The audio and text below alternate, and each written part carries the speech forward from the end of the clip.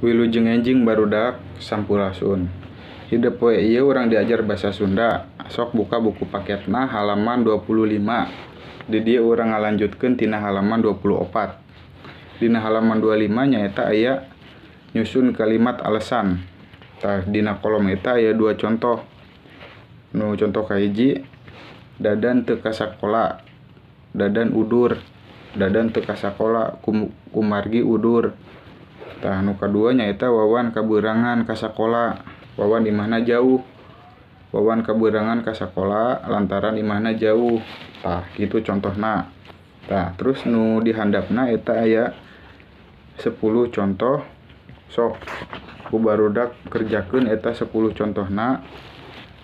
Tempo dina contoh anu di luhur.